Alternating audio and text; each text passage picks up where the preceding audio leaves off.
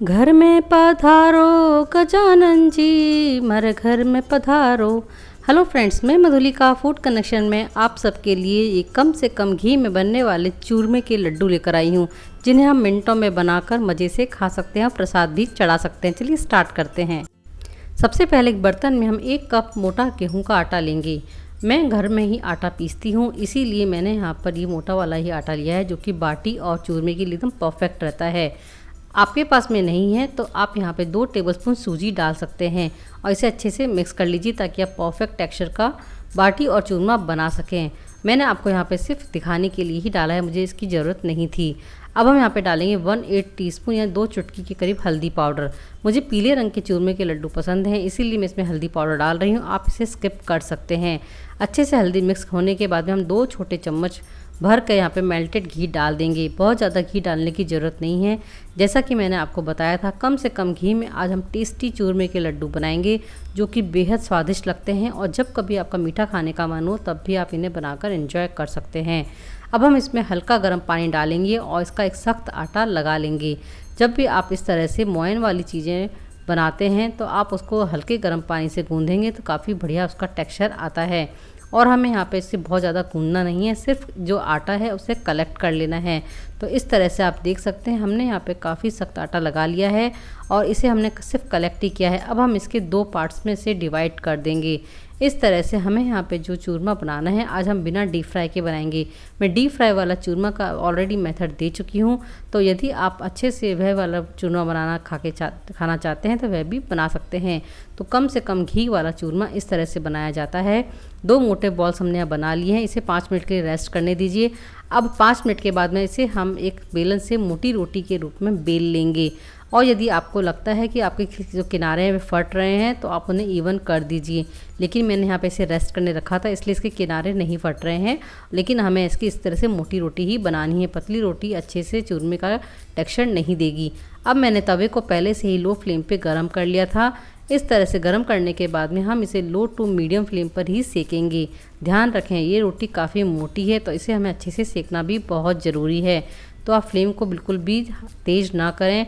इसी तरह से हम अलटते पलटते हुए दोनों तरफ से परफेक्ट ब्राउन स्पॉट्स आने तक हम इसे सेक लेंगे। ध्यान रखें, इसकी जो रोटी के साइड्स हैं, जो ऊपर ये जो ब्राउन स्पॉट्स दिख रहे हैं, वह ज़्यादा डार्क या ज़्यादा कड़क भी नहीं होने चाहिए, नहीं तो चूरमे में ये खाते वक्त मुंह में आते हैं। तो इस तरह से देखिए, मैंने इसे दबाते हुए अच्छे से सेक लिया है। क्योंकि ये मोटी रोटी होती है तो बीच में से ये उठ जाती है, तो इसे दबाकर ही सेकें। और आप चाहें तो इसमें 1 से 2 इस तरह से छेद कर दीजिए, उससे भी काफ़ी अच्छा इसका अच्छे अंदर से सिकाई होती है, क्योंकि इसे सेकना बहुत ज़रूरी है। तो इस तरह से हम दोनों रोटियों को सेक लेंगे, लेकिन ध्यान रखें फ्लेम को आप हाई ना रखें। एक रोटी हमारी सेक चुकी है, दूसरी रोटी को भी इसी तरह से सेक लेंगे और करीब 2 से 3 मिनट के लिए इसे ठंडा होने देंगे। और उसके बाद में इसके छोटे छोटे से इस तरह से टुकड़े कर लेंगे, ताकि ये और जल्दी ठंडी भी हो जाए और इसे हमें यहाँ पे पीस भी लेना है। बहुत ज़्यादा ठंडा करेंगे तो ना तो इसके टुकड़े अच्छे से होते हैं, ना ही अच्छे से पिसते हैं। पर हल्का गर्म होना चाहिए, बहुत ज़्यादा गर्म भी नहीं चाहिए। तो इसलिए हमने यहाँ पे इसे टुकड़ों में तोड़ लिया है, अच्छे से टूट चुके हैं और ये हल्का गर्म है अभी, यानी मैं इसे आसानी से टच कर पा रही हूँ। अब हम इन्हें मिक्सर जार में डाल देंगे और इसका एक कोर्स यानी दरदरा सा पाउडर बना लेंगे। तो इस तरह से बहुत ही आसानी से हम घर पर रखे इंग्रेडिएंट से चूरमा बना सकते हैं। मेरे घर में ये तीज त्यौहार पर काफ़ी बनता है, बच्चों को भी पसंद है, हस्बैंड को भी बहुत पसंद आता है। और जब भी मीठा खाने का मन हो इससे बना सकते हैं। तो आप देख सकते हैं, तो जो मोटे वाले टुकड़े हैं उन्हें आप निकाल सकते हैं, और यदि आपके पास काफ़ी मोटी वाली छलनी तो उससे इसे छान भी सकते हैं। तो इस तरह से जो मोटे वाले पार्ट हैं उन्हें निकाल दें और हमारे इसे करीब 2 मिनट के लिए मीडियम फ्लेम पर इसे रोस्ट कर लेंगे। ऐसा हम इसलिए कर रहे हैं ताकि यदि रोटी सेकते वक्त ज़रा सा भी कच्चापन रह गया तो वह यहाँ पे दूर हो जाएगा। इससे चूरमे का टेस्ट बहुत ही अच्छा आता है। ओवर कुक ना करें, सिर्फ हमें 2 मिनट के लिए मीडियम फ्लेम पर ही इसे सेकना है। और सेकने के बाद में हम इसे तुरंत किसी दूसरे बर्तन में ट्रांसफ़र कर लेंगे, ताकि ये ज़्यादा ड्राई ना हो जाए। यदि ज़्यादा सिक जाएगा तो आप इसमें घी डालते रहिए, चूरमे के लड्डू नहीं बन पाएंगे। तो इस बात को आप ज़रूर ध्यान रखें। अब हम इसे अच्छे से ठंडा कर लेंगे। तो आप यहाँ पे 5 से 10 मिनट के लिए इसे फ़ैन के नीचे रख दीजिए, ये फटाफट से ठंडा हो जाता है। ठंडा होने के बाद हम इसका आगे का स्टेप करेंगे। अब मैं इसमें डालूँगी 3/4 कप पिसी हुई चीनी या फिर बूरा। मैं यहाँ पे बूरा डाल रही हूँ, बूरे से बहुत अच्छा टेक्सचर आता है। साथ ही कटे हुए काजू और बादाम इसमें डाल दीजिए, ये बिल्कुल ऑप्शनल है, चाहे जितने कम ज़्यादा डाल सकते हैं। 1/2 टीस्पून हम यहाँ पे पिसी हुई इलायची डाल देंगे और साथ ही हम यहाँ पर इसमें डालेंगे मिश्री। मिश्री से इसका बहुत अच्छा टेस्ट आता है, यदि है तो आप डाल दीजिए। मैंने कूट के इसे डाला है, मेरे पास धागे वाली मिश्री थी। सभी चीज़ों को अच्छे से मिक्स कर लेंगे। तो आप देख सकते हैं ये मिक्सचर काफ़ी ड्राई है। काफ़ी लोग चूरमे को इस तरह से ड्राई फॉर्म में भी खाना पसंद करते हैं। तो आप यहाँ पे 1 टीस्पून घी डाल दीजिए और हमारा ये चूरमा तैयार है। क्योंकि आज हम यहाँ पे चूरमे के लड्डू बना रहे हैं तो बाइंडिंग के लिए हमें 1/4 कप मेल्टेड घी डालना है। इसे अच्छे से डालकर इसे मिक्स कर लीजिए और हमें यहाँ पे इसे इतना ही डालना है कि हमारे लड्डू बन जाएं, बस उसका शेप आ जाए, उतना ही घी डालना है।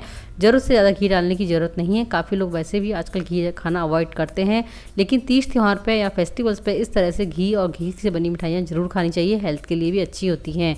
तो मैं यहाँ पे 1 टीस्पून घी और डाल रही हूँ और इसे अच्छे से मिक्स कर लेंगे।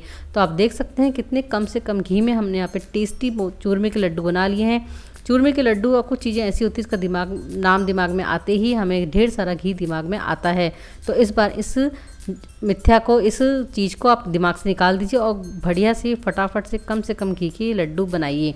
तो देखिए कितने बढ़िया हमारे लड्डू बनकर आ रहे हैं और घी डालने की ज़रूरत नहीं है।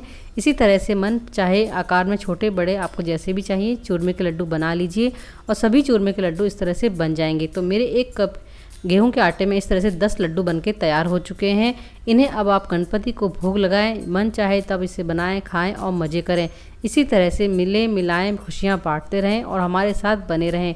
इसी तरह की और रेसिपीज़ हम आपके लिए लाते रहेंगे। जय श्री गणेश।